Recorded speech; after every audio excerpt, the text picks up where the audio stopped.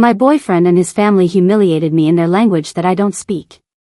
So here I am, still trying to process everything that happened in the last 48 hours, and honestly, I don't even know where to start. I guess I should begin at the beginning. I met Tiago at an international street food festival downtown about 8 months ago. I was there with my roommate Bridget, trying out different foods, and he was working at a stand selling some amazing pastries from his home country. I won't say which one to keep this somewhat anonymous, but it's in South America. He had a charming accent, and honestly, I found him really attractive right away. We started talking while I waited for my order, and he ended up giving me an extra pastry on the house with his number written on a napkin, literally something out of a movie. I couldn't believe it. We texted for a few days and then started dating. At first, everything was amazing. He was very attentive and sweet, always complimenting me and wanting to spend time together. He would tell me about his culture and how things were different in his country. He spoke English very well, but with an accent I found very attractive. After about a month of dating, he started staying over at my place more and more. I live in a small one-bedroom apartment, which I'm pretty proud of because I've been supporting myself since I was 20 years old. I work in office administration, which isn't my dream job, but hey, I've always been honest with Tiago about my situation. I told him from the start that I have plans, that I'm not going to spend my whole life working where I am now. I just don't come from a family that hands you everything. Anyway, after a couple of months of dating, Tiago was basically living with me full-time. It happened so gradually that I didn't even question it. One day, all his stuff was just there, and he stopped going back to his place. At the time, I was actually happy because I really liked him and thought we were building something real together. The first red flag that I completely ignored, was that he never offered to contribute to rent or utilities.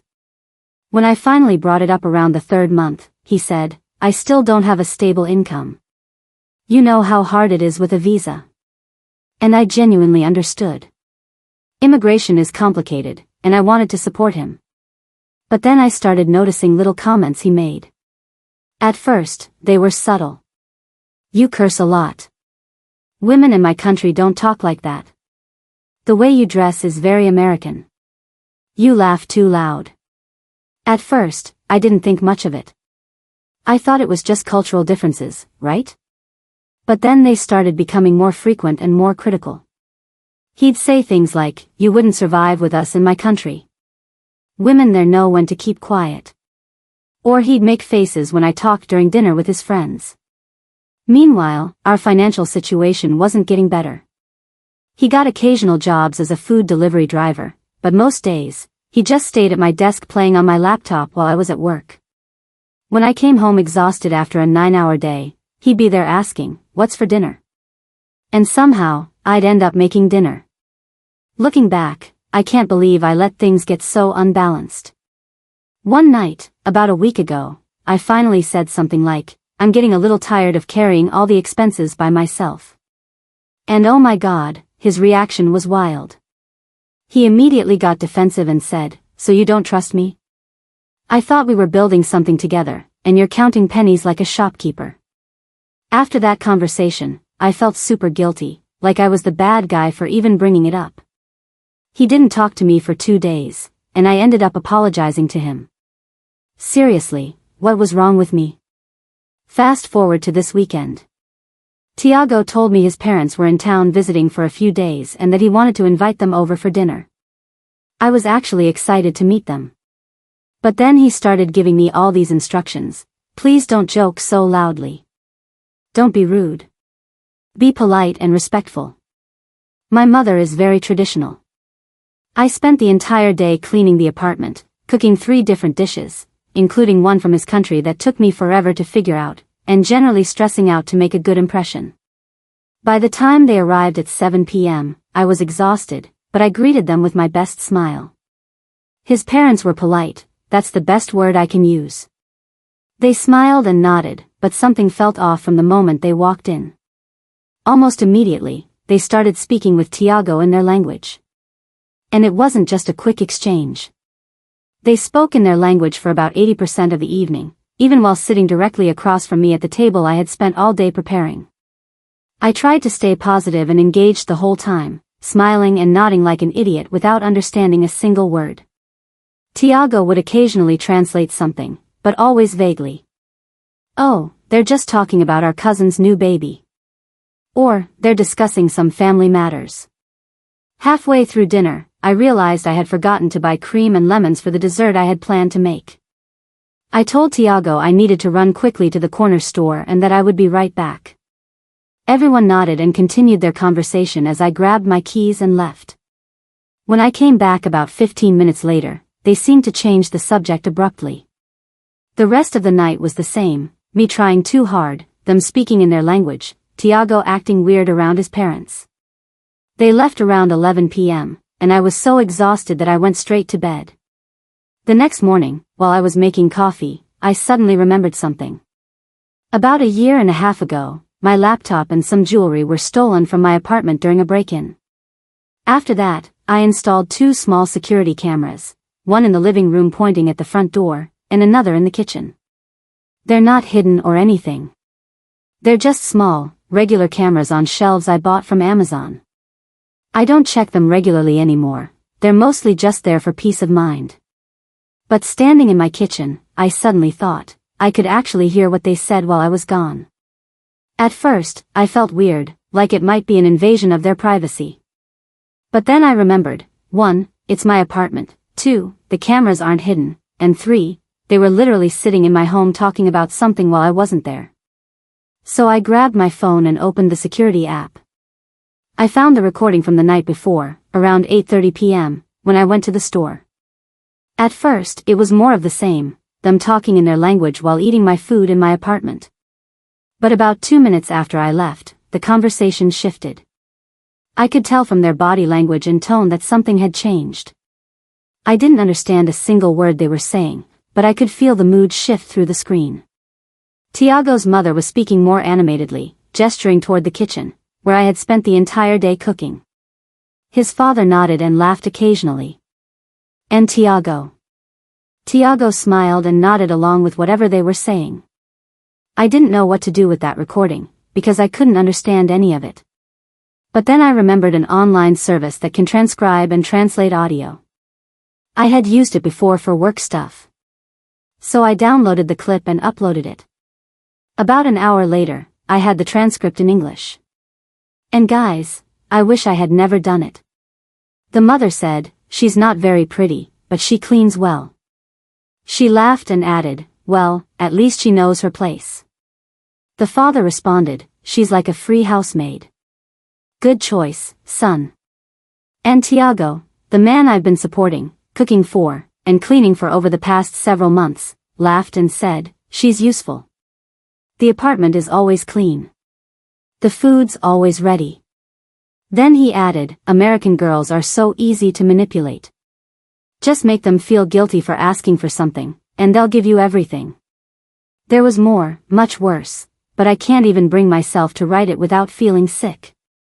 They mocked my looks, my job, my apartment, even the food I spent all day preparing. All while eating at my table, in my home. The most painful part was that in the entire conversation, not once did Tiago defend me. Not once did he say, "Don't talk about her like that," or "I actually care about her." Instead, he participated. He laughed. I sat there staring at my phone screen, feeling like an idiot. My mind replayed every one of those subtle criticisms he had made over the past months, all the times he made me feel like I wasn't good enough, like I didn't measure up to the women from his culture. It all made sense now. He never respected me. I was just convenient. He's still asleep in my bed as I write this. He doesn't know that I know. I'm sitting in my kitchen, the same kitchen where his family laughed at me, trying to decide what to do now. I know I have to end this. I know I have to get him out of my apartment. But part of me wants to confront him with what I heard. I want to see his face when he realizes that I understood every horrible word they said. Anyway, that's where things stand. A woman who apparently spent 8 months being someone's free maid, thinking she was in a relationship. I feel so stupid. He just woke up and asked what I was doing. I told him I was checking emails. He kissed me on the head and now he's in the shower. I think I'll start packing his things while he's in there. I don't want him to spend another night in my home. First update. First of all, thank you to everyone who commented on my last post. Honestly, I didn't expect so many responses, and I read every one of them while hiding in the bathroom yesterday morning. A lot has happened in the past 36 hours. I'm writing this from my friend Bridget's couch at around 2 a.m., because I couldn't sleep and I needed to tell you all what happened. Where I left off yesterday, Tiago was in the shower and I had just discovered what he and his parents said about me when I went to the store. I was sitting there feeling strangely calm, like that kind of calm when you're so angry inside that you go completely silent. That feeling. When I heard the shower turn off, I put down my phone and went straight to the bedroom. I pulled out 2 black trash bags from under the sink and started packing his stuff, not neatly, but shoving all his clothes, shoes, his stupid gamer headset, everything into the bags. It wasn't even much, because he had basically come into my life with nothing. I found the little box where he kept our photos, some from the food truck festival where we met, a day at the beach last summer, things like that.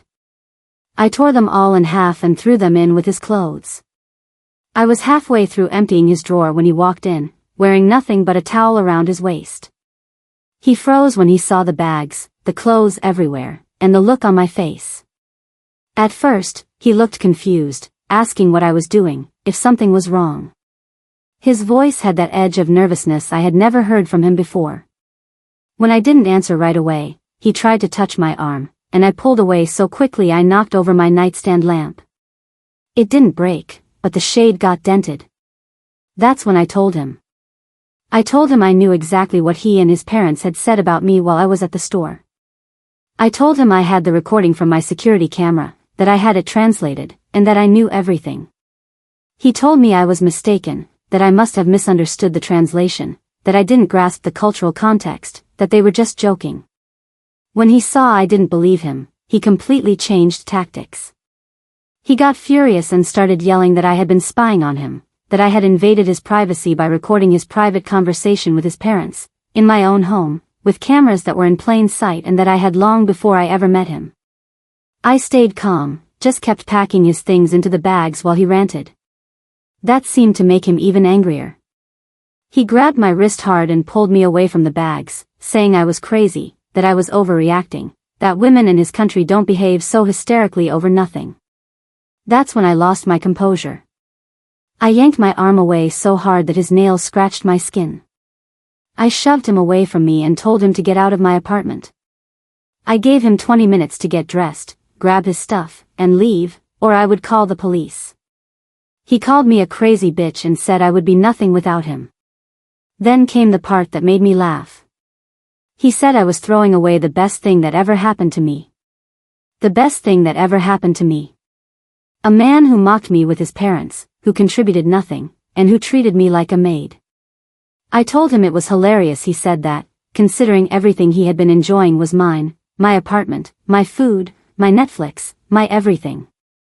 I told him he wasn't a boyfriend, he was a parasite. That hit a nerve.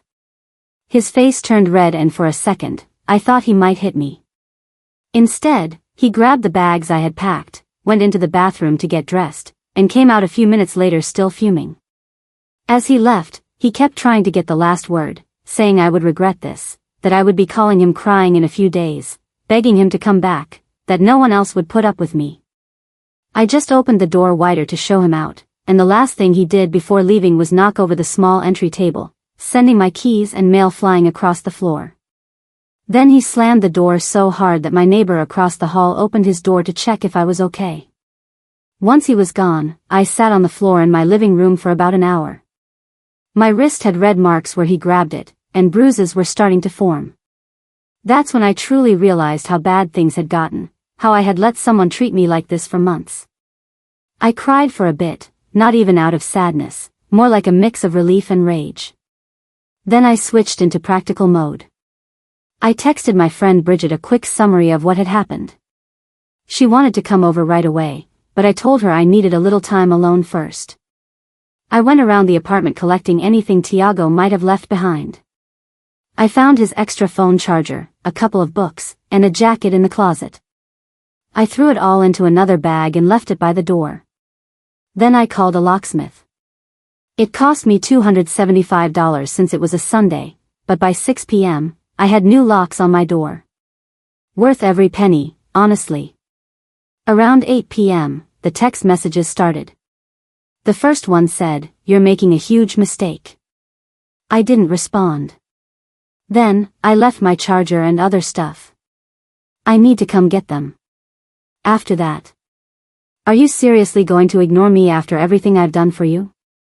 Everything he did for me. I almost threw my phone. At 10 p.m., the tone changed. "I'm sorry if you misunderstood what we were saying. It's a cultural thing, you don't get it. We can talk about this later. You're overreacting." Shortly after that, Bridget showed up with wine and takeout. She sat with me as I showed her the video and the translation. She was furious, to the point where I had to calm her down so she wouldn't go looking for him. She stayed until midnight, helping me delete photos of him from my phone and remove tags on Instagram. This morning, Monday, I woke up to 17 missed calls and about 30 messages from Tiago, ranging from threats, "You're going to regret this," to apologies, "I'm sorry, please let's talk," to manipulation, "I have nowhere to go, you know my situation." I blocked him. Then I remembered he could still contact me on Instagram and WhatsApp. So I blocked him there too. Then on Facebook. Even LinkedIn, just in case. I called work to say I wasn't feeling well because my wrist still hurt, and honestly, I couldn't face people yet. My boss was understanding and told me to take the day. Around noon, someone knocked on my door. I looked through the peephole, and it was Tiago. I didn't open. He kept knocking and calling my name through the door. I stayed silent, sitting on my couch, watching him through the peephole like it was a reverse stalking situation. After about 10 minutes, he left. I texted Bridget again, and she insisted I come stay with her for a few days to be safer. So here I am now.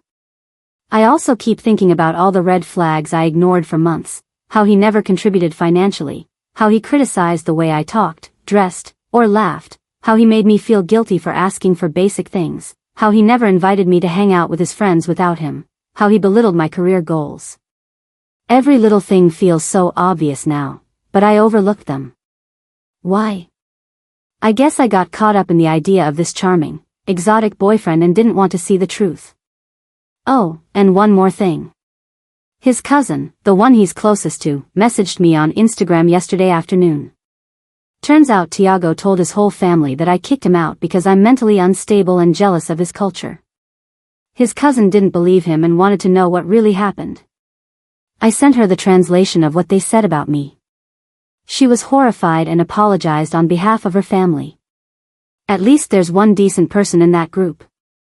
So here I am, sleeping on my friend's couch, with my ex-boyfriend blocked on every platform, trying to figure out what comes next. I've never ended a relationship in such a dramatic way. Part of me is scared he'll keep trying to contact me or show up at my job, because he knows where I work. Another part is just sad about everything. Not because I miss him, but because I feel so stupid for not seeing it all sooner. Bridget thinks I should file a police report about him grabbing my wrist, just to have it documented in case things escalate.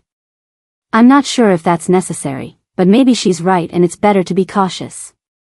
Has anyone else gone through something like this?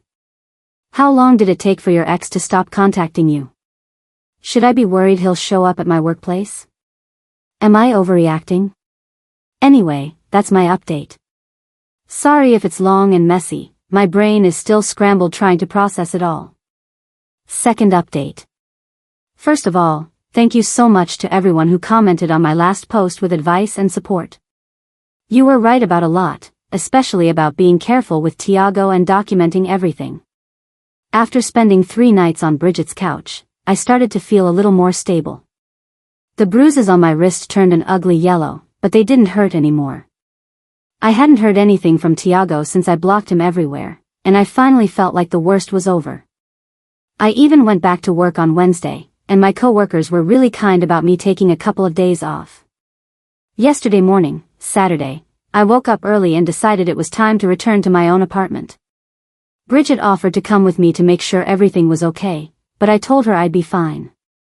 I stopped for a coffee on the way home, looking around cautiously, almost like I was in a spy movie. When I got there, everything was just as I had left it.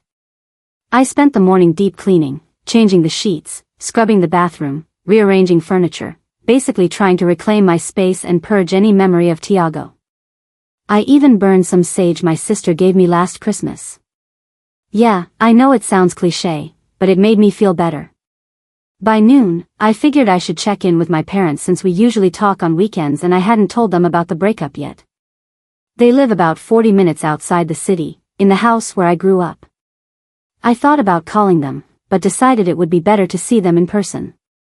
I texted my mom asking if I could come over for dinner, and she replied, "Yes, we need to talk." That was weird. My mom is the queen of emojis and exclamation points in messages. A serious, "we need to talk," is just not her style. I tried calling her, but she didn't answer, which made me even more nervous. I assumed she was just busy cooking or something. I got to my parents' house around 4 p.m.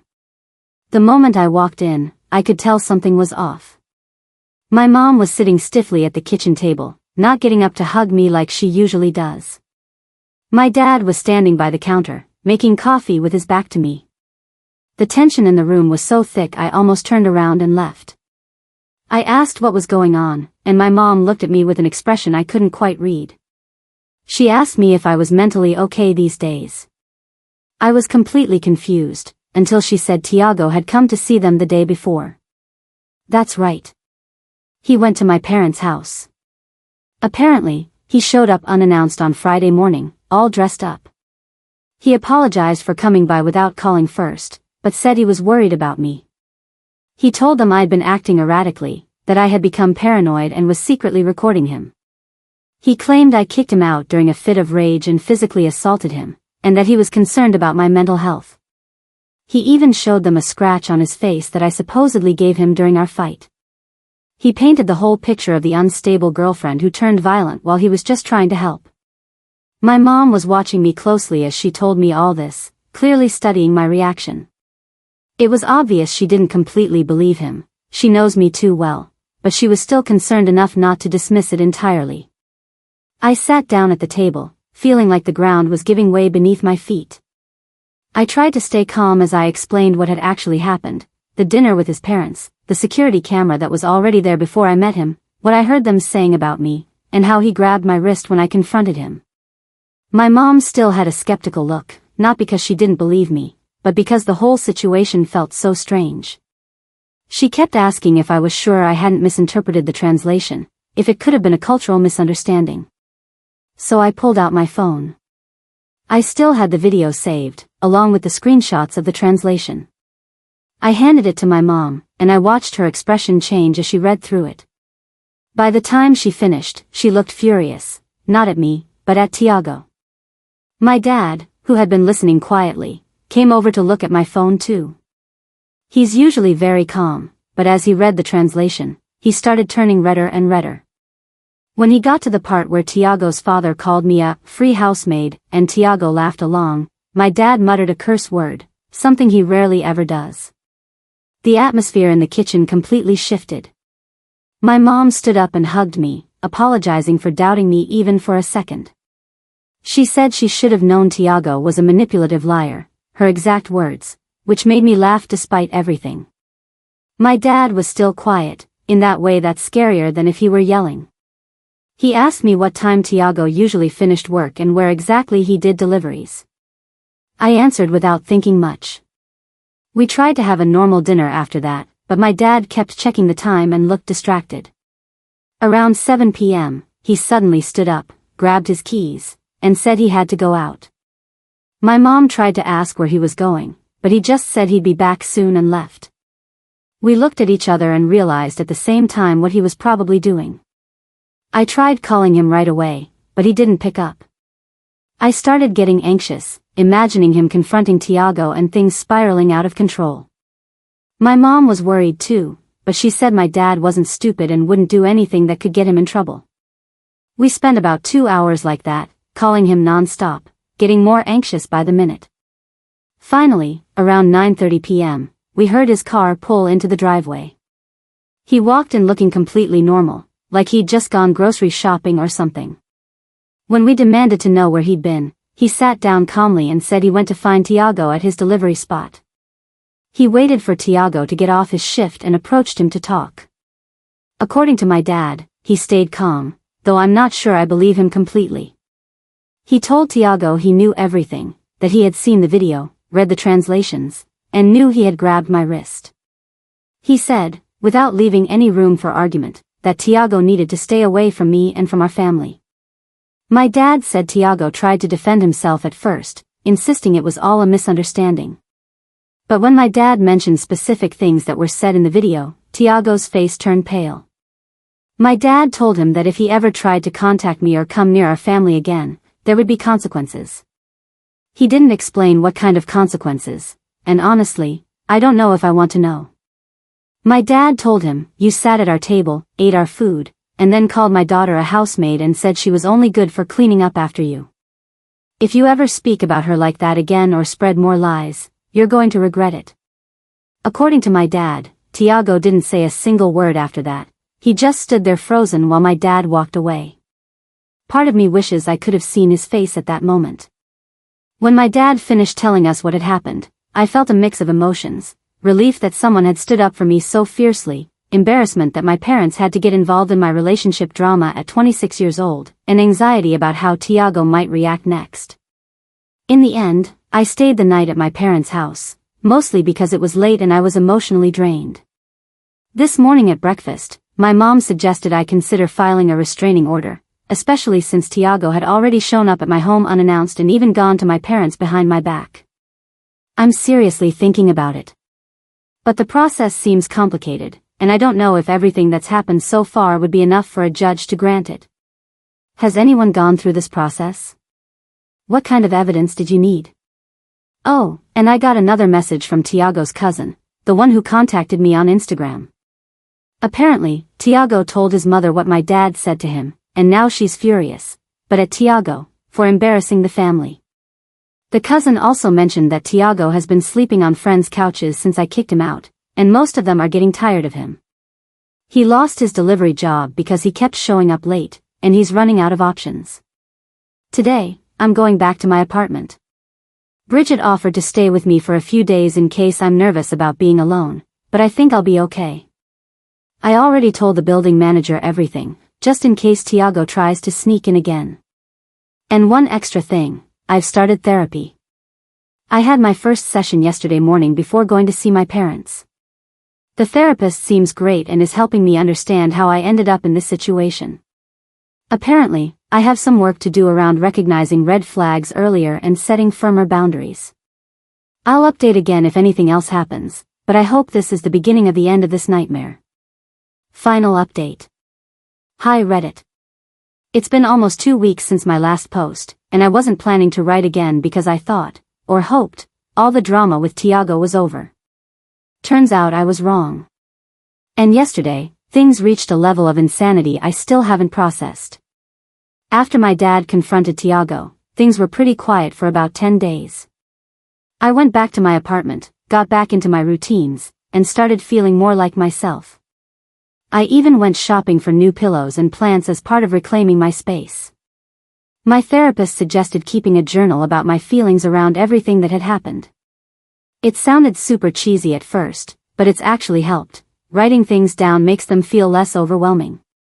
I've had 2 more sessions with her, and we've been digging into why I ignored so many red flags for so long. Turns out I have some issues to work on when it comes to self-worth. Who would have thought? Haha. Work has been a welcome distraction. My coworkers don't know all the details, but they know I went through a rough breakup, and they've been really supportive. Yesterday started like any regular Tuesday.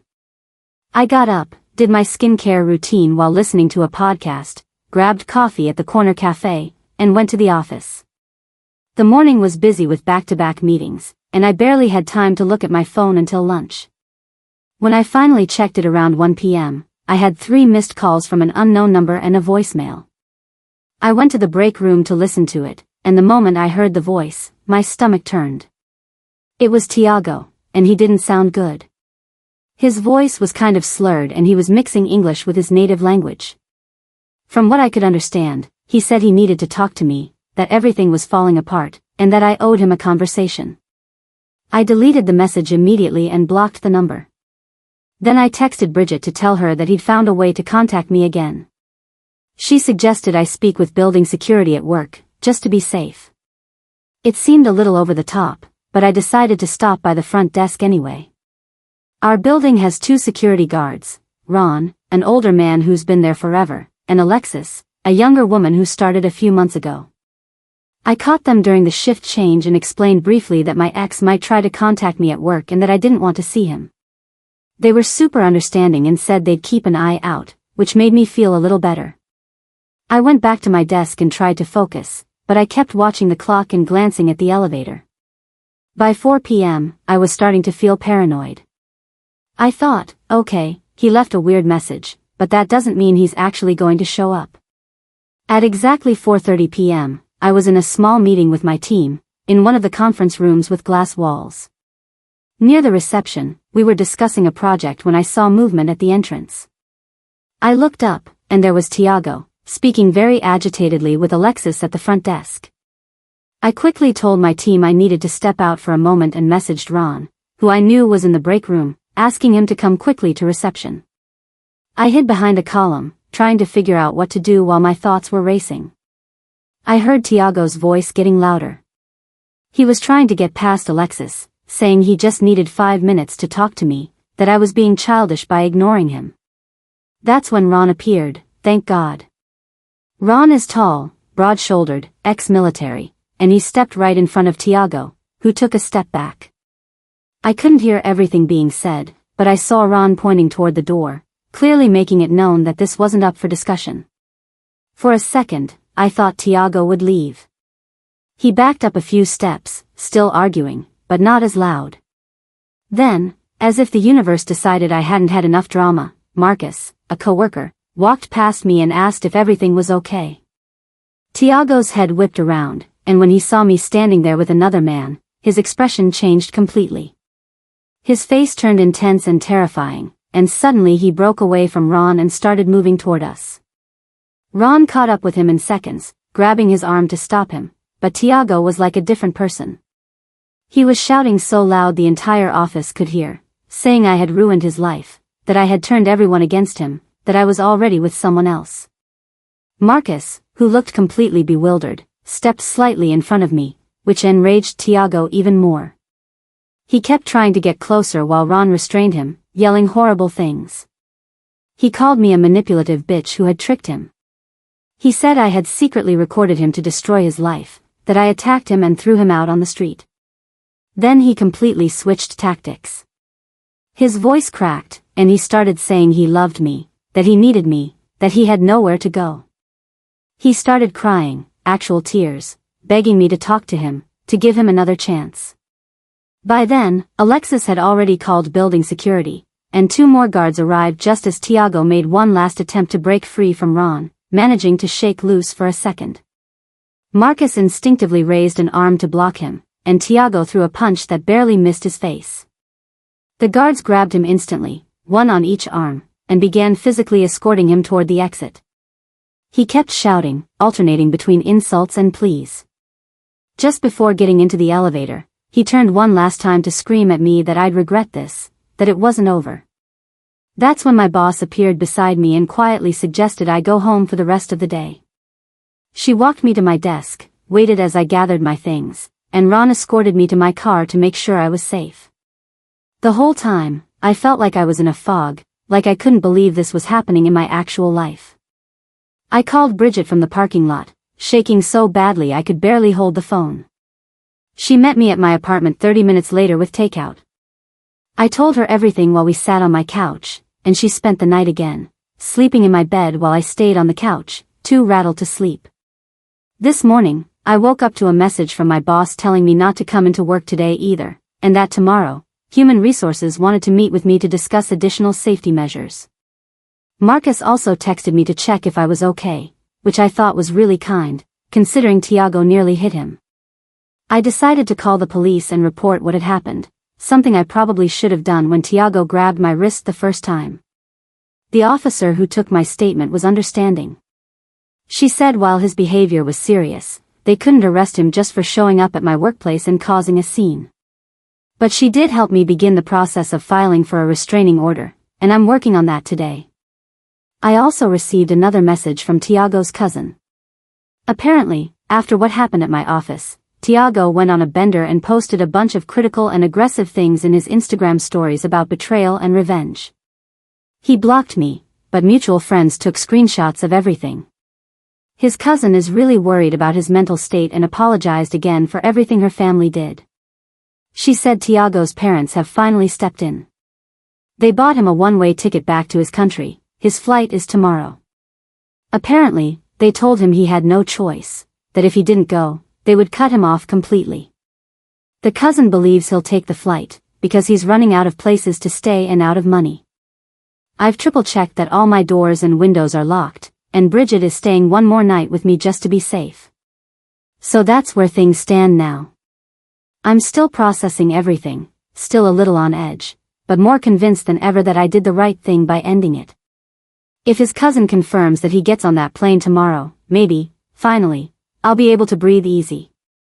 Thank you to everyone who has followed this story and offered advice and support.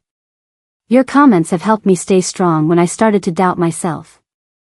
I'll do one final update if anything important happens, like if the restraining order is approved or if I confirm he actually left the country. But hopefully, this really will be the true end of the Tiago chapter in my life.